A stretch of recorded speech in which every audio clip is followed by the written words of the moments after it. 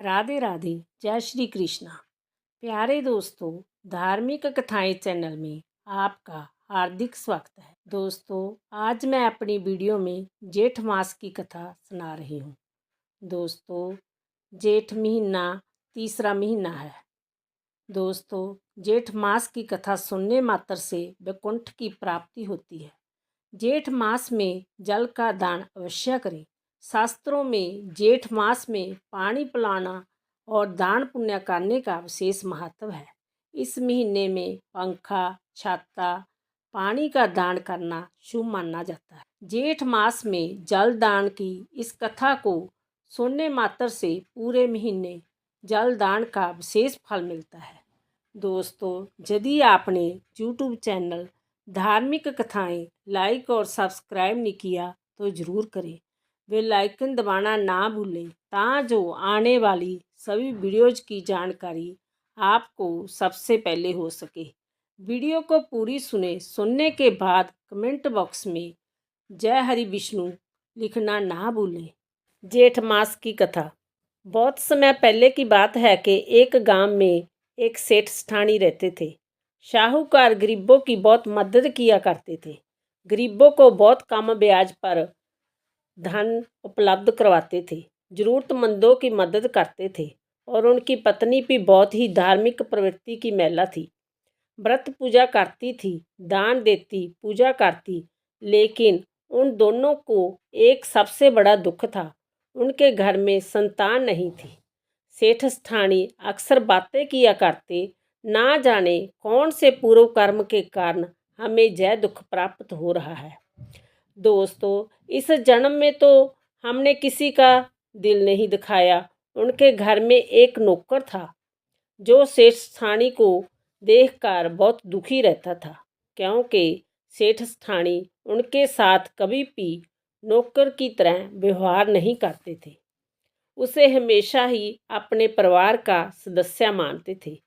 दोस्तों, एक दिन वह सेठ के पास जाता है और कहता है, सेठ जी, छोटा मुंह बड़ी बातें, लेकिन मैं आपको इस तरह से दुखी नहीं देख सकता। मैं एक साधु महात्मा को जानता हूँ जो पास के नगर में आए हुए हैं। यदि आप चाहते हो तो मैं आपको उनके पास ले जा सकता हूँ ताकि आपकी समस्या का समाधान बता दे। सेठ बहुत दुखी तो था। उसने नौकर की बात मान ली। अब नौकर उन्हीं को लेकर उस महात्मा के पास जाता है। दोस्तों, सेठ सेठानी महात्मा जी के चरणों में प्रणाम करते हैं और उनको अपनी सारी समस्या कहते हैं। सेठ जी कहते हैं कि हे महाराज जी, मैं इस जन्म में कभी किसी का दिल नहीं दिखाया, किसी के साथ बुरा नहीं किया, फिर भी पता नहीं क्यों मुझको दुख प्राप्त हो रहा है। मेरे पास इतनी धन संपत्ति है, लेकिन मेरे घर में संतान का अभाव है। हे महाराज जी, मुझे कोई ऐसा पाप बतलाइए जिससे मुझको संतान की प्राप्ति हो सके। इसके लिए मैं अपनी संपत्ति निछावर करने को तैयार हूँ। साधु महात्मा बोले, हे सेठ, अगर इस प्रकार संपत्ति निछावर करने से संतान की प्राप्ति हो सकती तो सभी संतान प्राप्त कर लिया करते। तो महात्मा जी ने उनका हाथ देखा तो कहने लगे, सेठ जी, तुम्हारे पूर्व कर्म के फल से यह दुख प्राप्त हुआ है। पिछले जन्म में तुम एक मंदिर के पुजारी थे, लेकिन तुम्हारे घर में संतान नहीं थी। तुमने बहुत पूजा पाठ की, तब तुम्हारे घर में एक कन्या का जन्म हुआ था, लेकिन तुम उस कन्या के जन्म से प्रसन्न नहीं हुए, क्योंकि तुम्हें तो पुत्र की इच्छा थी।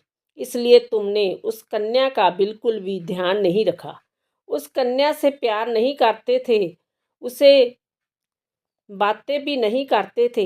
इस कारण वह कन्या अदास रहती थी। वह कन्या अपने पिता का स्नेह पाने के लिए तड़पती थी।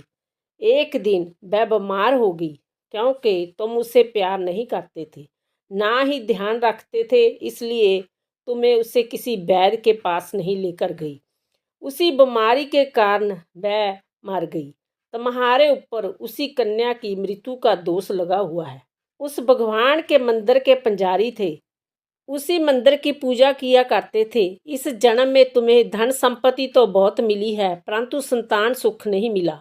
साधु महात्मा की बातें सुनकर सेठ स्थानीय अति दुखी हो गए। जय सुनकर नहीं कि उसके भाग्य में संतान सुख नहीं, बल्कि जय सुनकर के उनको सिर पर अपनी कन्या की मृत्यु का दोष लगा है। साधु महात्मा से पूछने लगे, ऐसा पाप बतलाइए जिससे हम इस दोष से मुक्ति पा सकिए। तब महात्मा ने कहा, हे सेठ सुनो, जेठ मास का महीना आने वाला है।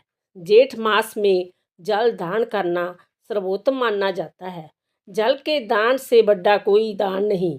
यदि आप पूरा मास अपनी पत्नी के साथ गंगा स्नान करोगे और प्यासे मनुष्यों को जल की व्यवस्था करोगे, उनको जल पिलाओगे, तो तुम्हारे इस दोष से मुक्ति मिल जाएगी। जेठ का महीना आने पर सेठ स्थानी ने गंगा स्नान किया और जल का दान किया और आने जाने वालों के लिए जल की व्यवस्था की। और स्थानी अपने घर की छत पर रोज पक्षियों के लिए जल का भरा बर्तन रख कर आती और गली में घूमने वाले पशु पक्षियों के लिए पानी की व्यवस्था करती।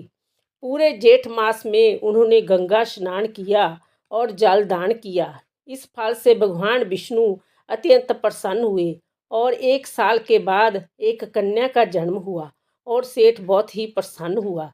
हे विष्णु भगवान, जैसे आपने सेठ स्थानी की मनोकामना पूरी की, उसी प्रकार सबकी मनोकामना पूरी करना। बोलो विष्णु भगवान की जय। बोलो राधा रानी की जय।